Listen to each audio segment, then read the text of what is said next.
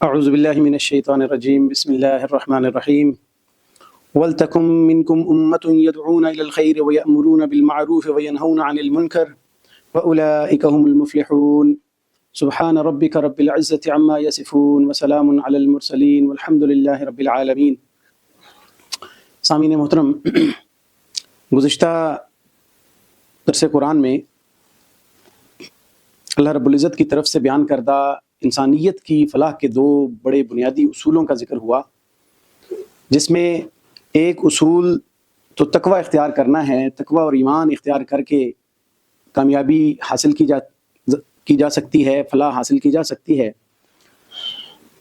اور مرتے دم تک اس پہ قائم رہنا یہ بھی لازم قرار دیا۔ اور دوسری جو بڑا اہم اصول ذکر کیا وہ اتفاق، اتحاد اور اکٹھے رہنے کا ہے، اور فرقہ واریت سے اپنے آپ کو بچانے کا ہے۔ قرآن کا دامن مضبوطی سے تھام کر اپنے آپ کو فرقہ واریت سے بچانے کا جو اصول اللہ رب العزت نے ذکر فرمایا، یہ دو بہت بڑے اصول ہیں جو انسانیت کی فلاح کے لیے اللہ تعالیٰ نے عطا فرمائے۔ اگر اس کی خلاف ورزی کی جائے گی، تقوی زندگی کے اندر ایمان اور تقوی نہیں ہوگا تو پھر بھی کامیابی نہیں ہے، اور اگر فرقہ واریت اور تعصب کی بنیاد پہ لائف گزاری اور گروہ اور جتھے بنانے کو زیادہ پروموٹ کیا تو پھر بھی کامیابی نہیں ہے۔ یہ اللہ کا کرم ہے کہ اللہ تعالیٰ نے دین اسلام کی نسبت سے یہ نعمتیں انسانیت کو عطا فرمائیں، اور اس کے لیے بطور ایگزامپل اللہ تعالیٰ نے دو قوموں کا ذکر کیا، اوس اور خزرج کا، جو قبل از اسلام مدینہ کے اندر دو بڑے قبائل تھے، لیکن آپس میں ان کی جنگ و جدال بہت لمبی ہوا کرتی تھی، ایک 100 سال اور 50 سال تک ان کی جنگیں جاری رہتی تھیں۔ تو اللہ رب العزت نے ان کو وہ احسان یاد کرایا کہ وہ میرا احسان یاد کرو کہ جب تم آپس میں دشمن تھے، اسلام کی دولت سے اللہ تعالیٰ نے تمہیں آپس میں بھائی بھائی کر دیا۔ پھر وہ اوس اور خزرج دونوں قبائل مل کر ایک شناخت کے حامل ہو گئے جسے انصار کہا گیا، جنہوں نے مہاجرین مکہ کو سپورٹ کیا تھا۔ تو یہ اللہ تعالیٰ کا احسان ہے، اس لیے اتفاق اور اتحاد بھی ضروری ہے۔ اس سے پہلے ایمانیات کی جو باتیں اور اعمال کی جو باتیں ہیں، حج اور اس کا جو اللہ تعالیٰ کی طرف سے فریضہ ہے، اس کا ذکر ہوا۔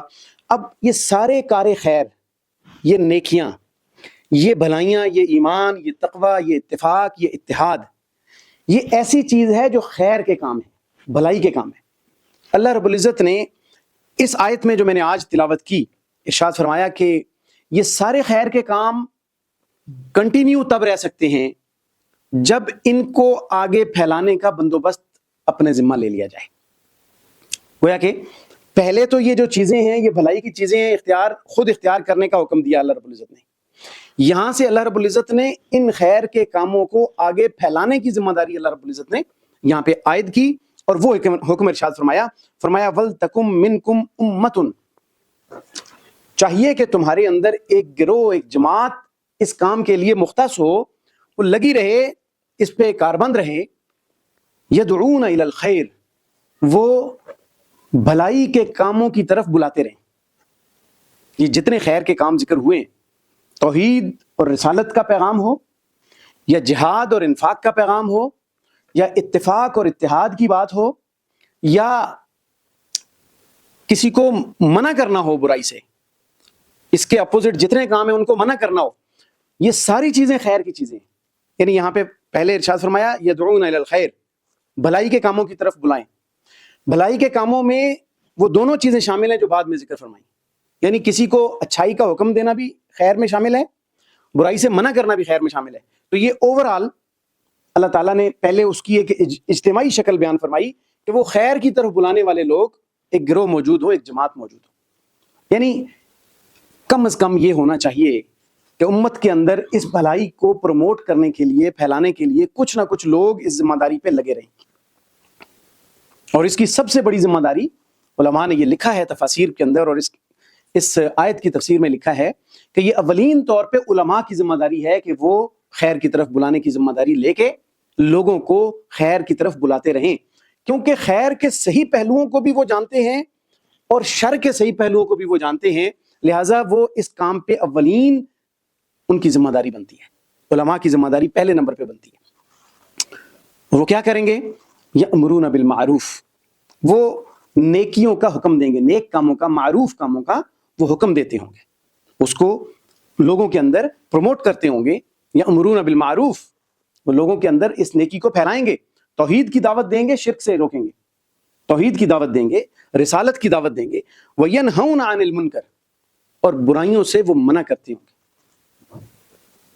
یعنی یہ اس پورے پروگرام میں شامل ہے یہ بات کہ ایک طرف تو وہ نیکی کا حکم دیں گے، توحید کی دعوت دیں گے، یہ معروف ہے کہ اللہ کی وحدانیت کو اختیار کرو، تو دوسری طرف وہ شرک سے روکیں گے۔ یہ دونوں چیزیں لازم و ملزوم ہیں۔ صرف توحید کی دعوت دی اور شرک سے نہیں روکا تو قرآن کے مزاج کے ہی خلاف ہے۔ قرآن میں ایک طرف تو فدعوا اللہ مخلصین لہ الدین کا حکم ہے، تو دوسری طرف یہ حکم ہے کہ ولا تدعوا مع اللہ الہا آخر، اللہ کے ساتھ کسی اور کو الہ نہ بنا کے پکارو۔ دونوں چیزوں کا ذکر موجود ہے۔ اگر صرف ایک چیز پر اکتفا کیا جائے گا، چاہے حکمت کے تحت کیا جائے، چاہے دانش مندی کے تحت کیا جائے، پالیسی کے تحت کیا جائے، دوسری سائیڈ کو اگنور کیا جائے گا، تو قرآنی مزاج دعوت سے انحراف ہوگا۔ ایک طرف سنت رسول اللہ صلی اللہ علیہ وسلم کی تبلیغ اور تعلیم، یہ امر بالمعروف ہے، تو دوسری طرف سنت سے انحراف اور بدعات کے ارتکاب کا ذکر، یہ امر بالمعروف اور نہی عن المنکر کے دونوں جانبوں کا اختیار کرنا ہوگا۔ ہم سنتوں کا بیان تو کر دیں، اور اس کے اپوزٹ جو چیز رسول اللہ صلی اللہ علیہ وسلم کی سنت کے اپوزٹ ہے، بدعات، اس کا تذکرہ نہیں کریں گے، اس سے منع نہیں کریں گے، نہیں کریں گے، تو یہ ہماری دعوت کمپلیٹ نہیں ہوگی۔ قرآن کا مزاج ایسا نہیں ہے، رسول اللہ صلی اللہ علیہ وسلم کی دعوت کا مزاج ایسا نہیں ہے۔ یہ اگر مزاج بنا لیں گے تو یہ مزاج ہمارا خود ساختہ ہوگا، اور جب خود ساختہ طریقے سے ہم دعوت بھی دیں گے تو وہ اللہ کے ہاں قابل قبول نہیں ہوگی۔ ایک حکمت ہوتی ہے وقتی کسی پالیسی کے تحت، لیکن اگر کوئی پورا اپنا نظام ایسا بنا لے کہ امر بالمعروف تو کرے، نہیں عن المنکر نہ کرے، تو قرآن کا آدھا حکم مان رہے، آدھا چھوڑ رہے۔ وینہون عن المنکر، یہ لازم ہے، ساتھ ساتھ لازم ہے۔ اچھے اخلاقیات کی دعوت دینا یہ امر بالمعروف ہے، اور برے اخلاق سے روکنا یہ نہی عن المنکر ہے۔ یہ دونوں چیزیں ساتھ ساتھ چلیں گی۔ اخلاق حسنہ کی تبلیغ، اخلاق سیئہ سے اجتناب، اخلاق فاضلہ، اخلاق حسنہ، ان کو لوگوں کو اس کی طرف مائل کرنا، اور اخلاق سیئہ، رذائل اخلاق، اس سے بچنے کی ترغیب، یہ امر بالمعروف اور نہی عن المنکر کا حصہ ہے۔ اسی طرح دیگر تمام زندگی کے اندر آپ اچھے نظام حکومت، اچھے نظام سیاست کو تعلیم دیں گے تو یہ ہے امر بالمعروف، اور برے نظام حکومت اور برے نظام سیاست کی تردید کریں گے، یہ نہی عن المنکر ہے۔ عدل اور انصاف کے اعلیٰ لیول کو پروموٹ کریں گے، اس کی ترغیب دیں گے تو یہ امر بالمعروف ہے، اور ظلم اور ناانصافی کی تردید کریں گے تو یہ نہی عن المنکر ہے۔ اگر آپ ایک چیز کی بات کریں گے، دوسری کو قبول کر کے بیٹھے ہوں گے، تو نہی عن المنکر نہیں ہو سکتی۔ اس لیے ان دونوں چیزوں کو ملا کے فرمایا گیا ہے کہ وہ یدعون الی الخیر، خیر تب بنے گی، یہ بھلائی کا کام تب بنے گا جب دونوں چیزوں سے، تصویر کے دونوں رخ سامنے لا کے اللہ کے دین کی دعوت دے کر، اللہ کے دین کے مزاج کے مطابق لوگوں کو بھلائی کی طرف بلائیں گے، تو یہ خیر کا کام ہوگا، سراسر خیر کا کام۔ اور اس کا اللہ رب العزت نے حکم دے رکھا ہے۔ اللہ تعالیٰ نے قرآن مجید میں جگہ جگہ اس کا حکم دیا ہے، رسول اللہ صلی اللہ علیہ وسلم کو اس کا حکم دیا، فاصدع بما تؤمر، جو آپ کو حکم دیا جاتا ہے اس کو کھول کے بیان کیجئے۔ اور رسول اللہ صلی اللہ علیہ وسلم نے تعلیمات پیش ہی ایسی فرمائیں کہ بھئی دعوت الی الخیر کرتے رہو، امر بالمعروف کرتے رہو، نہی عن المنکر کرتے رہو، یہ تمہاری ذمہ داری ہے۔ ہاں، اس میں ہر انسان کو اس کے اختیارات کے مطابق کام کرنا، یہ حکمت کا تقاضا ہے۔ اب امر بالمعروف کی کئی صورتیں ہو سکتی ہیں۔ امر بالمعروف اور نہی عن المنکر یہ زبان سے بیان کر کے بھی ہو سکتا ہے، قلم سے لکھ کر بھی ہو سکتا ہے، ایک تقریر کے ذریعے، تحریر کے ذریعے بھی ہو سکتا ہے، لوگوں کو اس کے اوپر عملی طور پہ لے کے آنے کے ساتھ بھی ہو سکتا ہے، اور اگر قوت نافذہ ہیں آپ کے پاس اتھارٹی ہے، اختیارات ہیں، حکومت ہے، تو پھر اس کا اعلیٰ ترین درجہ یہ ہے کہ من رأى منکم منکرا فلیغیرہ بیدہ، تم میں سے اگر کوئی برائی دیکھتا ہے تو وہ اس کو اپنے ہاتھ سے روک دے۔ ہاتھ سے روکنے میں عوام الناس کو بہت کم مواقع مل سکتے ہیں، اپنے بچوں کو روک سکتا ہے، اپنی فیملی کو روک سکتا ہے، تھوڑا سا کہیں اس حدود سے تجاوز کرے گا تو معاشرے میں ابتری پیدا ہوگی، انارکی پھیلے گی۔ وہ یہاں پہ یہ کام نہیں کرے گا، وہ یہاں پہ کرے گا حکمران، ذمہ دار افراد. اگر کوئی برائی کر رہا ہے اس کو جا کے ہاتھ سے روک دیا جائے. فَلْيُغَيِّرْهُ بِيَدِهِ، اپنے ہاتھ سے روک دے. تو گویا کہ یہ ہاتھ سے روکنے والا کام امر بالمعروف میں جو یہ لیول آتا ہے، یہ حکمران طبقے کے لیے اللہ رب العزت نے گویا کہ ان کی ذمہ داری لگا دی. وَإِن لَّمْ يَسْتَطِعْ، اگر اس کی طاقت نہیں ہے، فَبِلِسَانِهِ، پھر اپنی زبان سے منع کرے. اس کی طاقت نہیں ہے، جو حکمران نہیں ہے، کسی کو ہاتھ سے نہیں روک سکتا، پھر اپنی زبان سے منع کرے. زبان سے منع کرنے کا کام ہر آدمی کر سکتا ہے، ہر جگہ پہ کر سکتا ہے. میں اپنی گفتگو میں کر سکتا ہوں، تعلیم میں کر سکتا ہوں، دعوت میں کر سکتا ہوں. تو دعوت و تبلیغ کے اندر یہ کام انسان خود کر سکتا ہے برائی کو روکنے کے حوالے سے. اور فَإِن لَّمْ يَسْتَطِعْ فَبِقَلْبِهِ، اگر اس کی بھی کسی کے اندر طاقت نہیں ہے کہ زبان سے روک لے، کہیں حکمت کا تقاضا ہے، کہیں حالات ایسے ہیں یا خود وہ اپنے اندر اتنی توانائی نہیں سمجھتا، فَبِقَلْبِهِ، تو پھر وہ اپنے دل میں اس بری چیز کو برا سمجھے، دل کے اندر اس کو برائی کو برا سمجھے. وَذَلِكَ أَضْعَفُ الْإِيمَانِ، اور یہ ایمان کا سب سے کمزور درجہ ہے. جب برائی کو برائی سمجھنا بھی کو چھوڑ دے گا نا، اس کے بعد وہ اپنے ایمان کی خبر کرے.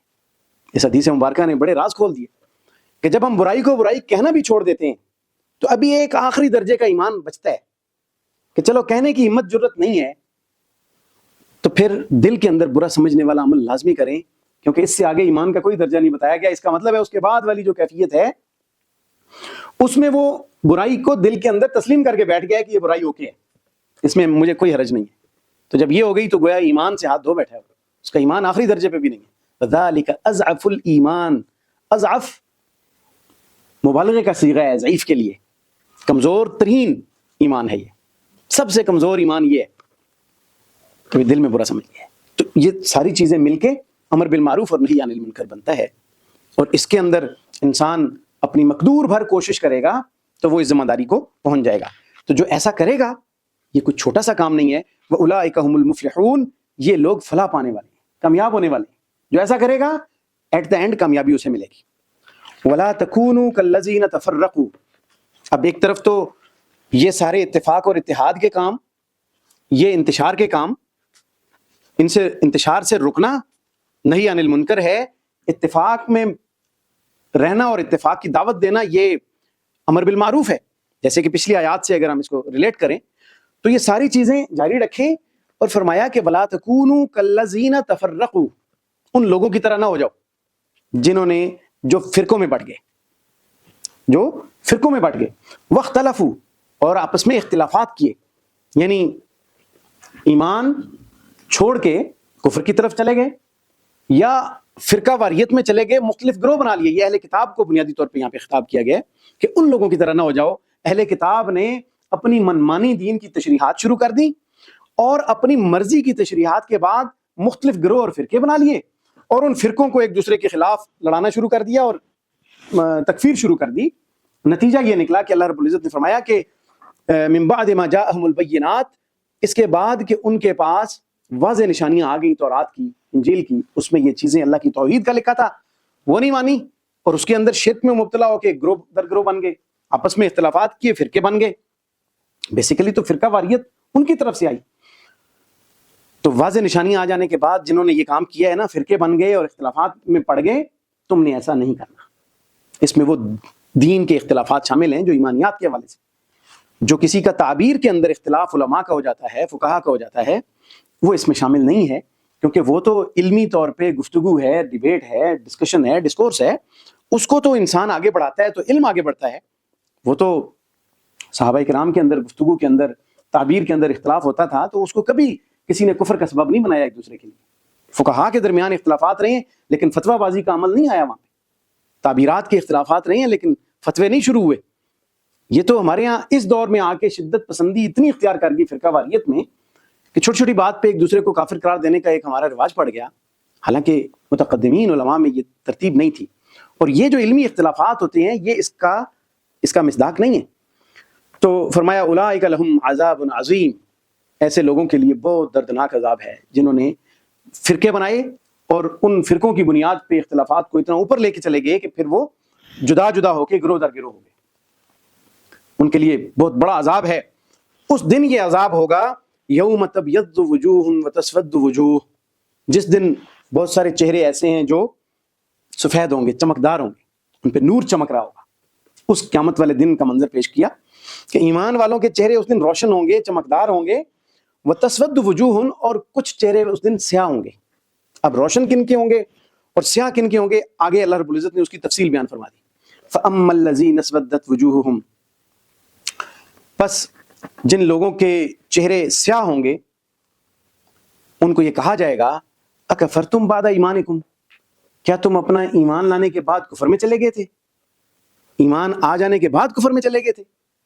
یعنی یہ صرف کافروں کے لیے نہیں ہے، جس نے ایمان قبول کیا اور کفر میں چلا گیا، ادھر سے تو لا الہ الا اللہ کا اقرار کیا، ادھر سے شرک کے اندر مبتلا ہو کے شرکی عقائد بنا لیے، ایمان کا دعویٰ کیا اور پھر کفر میں چلے گئے. اہل کتاب پر اگر اس کا اطلاق کرتے ہیں تو اس کا مطلب یہ ہے کہ تورات پر ایمان لائے، نبیوں پر ایمان لائے، پھر ان تعلیمات کے خلاف چلے گئے. تورات میں تو توحید کا دعوت تھی، اس پر ایمان لائے، اور بعد میں شرک میں مبتلا ہوئے تو کفر میں چلے گئے. تورات میں رسول اللہ صلی اللہ علیہ وسلم کے آنے پر بھی ایمان لایا گیا، اور جب تشریف لائے تو انکار کر دیا. ان پر بھی اس کا اطلاق ہوتا ہے، لیکن اس کا اطلاق انہی لوگوں پر ہوگا جو پہلے ایمان لائے اور پھر کفر میں گئے. مرتد جو شخص ہوا اس پر بھی اس کا اطلاق ہوتا ہے کہ جس نے پہلے ایمان قبول کیا پھر اسلام کو چھوڑ دیا، مرتد ہو گیا. منافق پر بھی اس کا اطلاق ہوتا ہے کہ منافق وہ ہے جس نے بظاہر ایمان قبول کیا، اندر سے دین اور اسلام کی جڑیں کاٹنے پہ لگا رہا، اسلام کی مخالفت کی، اسلام کے ساتھ اس نے جنگیں کی، اسلام کی جو ہے وہ جڑیں کاٹنے کی کوشش کی، تو اس پر بھی اس کا اطلاق ہوگا. تو فرمایا جائے گا کہ تم نے ایمان لانے کے بعد کفر کیا، فذوقوا العذاب، پس اب عذاب چکھو، بما کنتم تکفرون، اس وجہ سے کہ جو تم نے کفر کیا، جو کفر کا ارتکاب کیا نا، سو اب اللہ کی طرف سے تم عذاب کا ذائقہ چکھو، عذاب کو چکھو. یعنی بلا وجہ نہیں انہیں عذاب دیا جائے گا، بما کنتم تکفرون، کیونکہ اللہ بلا وجہ کسی کو عذاب نہیں دیتا. اللہ تعالیٰ کا انصاف اور عدل بہت عظیم ہے، وہ کسی کو بلا سبب عذاب نہیں دیتا، کفر کے سبب تمہیں عذاب دیا جا رہا ہے. اور جو دوسری کیٹیگری تھی جس کے چہرے روشن تھے اس کو بعد میں ذکر کیا، فرمایا وَأَمَّا الَّذِينَ ابْيَضَّتْ وُجُوهُهُمْ، پس جن کے چہرے اس دن روشن ہوں گے، سفید ہوں گے، چمکدار ہوں گے، ففی رحمت اللہ، تو یہ وہ لوگ ہوں گے جو اللہ کی رحمتوں کے اندر ہوں گے. یعنی ایمان والے لوگوں کو اللہ کی رحمتیں ملیں گی اور ان کے چہرے روشن ہوں گے. اور یہ سفید اور سیاہ کی کیٹیگرائزیشن کرنے کا مطلب یہ ہوگا کہ بھئی جس نے جو کچھ کیا ہے وہ ہائی لائٹ ہو جائے، اس کے اوپر لیبل لگا ہوا ہو، سب دیکھ کر پہچان جائیں کہ یہ مجرم جا رہے ہیں اور یہ نیک جا رہے ہیں. قرآن مجید نے یعنی یہاں پہ جتنے بھی راز رکھے ہیں نا، اللہ تعالیٰ قیامت والے دن وہ سارے واضح کر دے گا. اس دن کہا جائے گا وَامْتَازُوا الْيَوْمَ أَيُّهَا الْمُجْرِمُونَ، اے مجرموں آج بالکل ڈفرینشیٹ ہو کے علیحدہ ہو کے کھڑے ہو جاؤ تاکہ سب تمہیں دیکھ لیں کہ تم مجرم تھے. وَامْتَازُوا الْيَوْمَ أَيُّهَا الْمُجْرِمُونَ، مجرموں کو کہا جائے گا کہ آج کے دن تم بالکل علیحدہ ہو کے، ممتاز بن کے، علیحدہ ہو کے کھڑے ہو جاؤ. تو یہ اسی میں سے جو امتیاز قائم کیا جائے گا، جو ڈفرینسیشن کی جائے گی، اسی میں سے ایک پہلو یہ ہوگا کہ کچھ کے چہرے سفید اور کچھ کے سیاہ کر دیے جائیں گے. فرمایا ہم فیہا خالدون، جب یہ سفید چہروں والوں کو اللہ کی رحمتیں ہوں گی، جنت میں ہوں گے، اس میں وہ ہمیشہ رہیں گے. تلک آیات اللہ نتلوہا علیک بالحق، یہ اللہ کی آیات ہیں، نتلوہا علیک بالحق، جن کو ہم آپ پر حق کے ساتھ تلاوت کرتے ہیں، جن کو ہم آپ کے سامنے سچ سچ تلاوت کرتے ہیں، حق کے ساتھ تلاوت کرتے ہیں. وَمَا اللَّهُ يُرِيدُ ظُلْمًا لِلْعَالَمِينَ، اور اللہ تعالیٰ جہانوں پر ظلم کا ارادہ نہیں رکھتا. یہ جو سزاؤں کی بات ہے یا عذاب عظیم کی بات ہے، یہ اللہ کے انصاف کا اظہار ہے. اللہ کسی پر ظلم نہیں کرے گا، ظلم اور زیادتی اللہ تعالیٰ نہیں کرتا. ان اللہ لیس بظلام للعبید، ایک اور جگہ پہ ارشاد فرمایا کہ اللہ تعالیٰ اپنے بندوں پر ظلم نہیں کرتا. اور یہاں پہ فرمایا وَمَا اللَّهُ يُرِيدُ ظُلْمًا لِلْعَالَمِينَ، اللہ تعالیٰ جہانوں کے لیے ظلم نہیں کرتا کہ ان کو ایسے قانون دے دے، ایسے دین کے احکام دے دے کہ وہ کر ہی نہ سکیں. دین میں جتنے بھی احکام آئے ہیں وہ ہیں جو ہماری قوت اور طاقت برداشت کر سکتی ہے. کوئی ایسا حکم دین کا ہمیں نہیں دیا گیا جو ہماری برداشت سے باہر ہو، اس لیے کہ لا یکلف اللہ نفسا الا وسعها، اللہ تعالیٰ کسی نفس کو وہ تکلیف نہیں دیتا، ایسے احکام اس پہ لاگو نہیں کرتا جو اس کی وسعت سے باہر ہو. اس کی وسعت کے اندر اس کو تکلیف دی جاتی ہے، اس کو مکلف بنایا جاتا ہے. تو اللہ نے کبھی ظلم نہیں کیا، نہ کبھی ظلم کا ارادہ کیا، نہ قیامت والے دن اللہ تعالیٰ ظلم کرے گا۔ کوئی یہ نہیں کہہ سکتا کہ مجھے بلا وجہ عذاب دے دیا، سارے اللہ رب العزت کے انصاف کے اظہار کے طور پہ وہاں پہ جو فیصلے ہوں گے، اب اللہ کا عدل چلے گا۔ ان اللہ یأمر بالعدل، اللہ عدل کرتا بھی ہے، اللہ عدل کا حکم بھی دیتا ہے۔ تو فرمایا کہ وَلِلَّهِ مَا فِي السَّمَاوَاتِ وَمَا فِي الْأَرْضِ، وجہ یہ ہے اللہ ظلم بھی نہیں کرتا کہ سب کچھ للہ، اللہ کے لیے ہے۔ ما فی السماوات وما فی الارض، جو کچھ ہے آسمانوں میں اور زمینوں میں، اس میں ملکیت، اختیار، قدرت، طاقت اور اس میں تصرف صرف اللہ رب العزت کا ہے۔ للہ ما فی السماوات وما فی الارض وإلی اللہ ترجع الامور، اور اللہ ہی کی طرف تمام امور لوٹ کر جاتے ہیں، اللہ ہی کی طرف لوٹ کر جاتے ہیں۔ تو جب اللہ کی طرف لوٹ کر جاتے ہیں، سب کچھ اللہ کی ملکیت میں ہے، تو تمہیں بھی اللہ ہی کی عبادت کرنی چاہیے اور اللہ ہی کے یہ احکام ماننے چاہیے جو اللہ رب العزت نے گزشتہ آیات میں دیے ہیں۔ جب اللہ کی قدرت اور طاقت کو مان لیا، اللہ تعالیٰ کی ملکیت اور طاقت کو مان لیا، تو پھر اللہ کی ماننے میں کیا حرج ہے، پھر اللہ کی عبادت کرنے میں کیا حرج ہے؟ جب طاقتوں کا مالک اللہ ہے تو اللہ کا حکم مان کر اللہ ہی کی عبادت کرنا، یہ اللہ رب العزت پر ایمان لانے اور اللہ تعالیٰ کی فرما برداری کرنے میں شامل ہے۔ یہ یہاں تک اس کا بیان ہوا جو اللہ رب العزت نے ایک جماعت کو تجویز دی کہ وہ ایک قائم رہے، ایک گروہ قائم رہے جو اس نیکی کا حکم دیتا رہے، اور کفار کی طرح نہ ہو جاؤ جنہوں نے ایمان لانے کے بعد کفر کیا۔ اللہ تعالیٰ سے دعا ہے کہ اللہ تعالیٰ جو کچھ کہا گیا سنا گیا اس پہ عمل کرنے کی توفیق عطا فرمائے۔ وآخر دعوانا الحمدللہ رب العالمین۔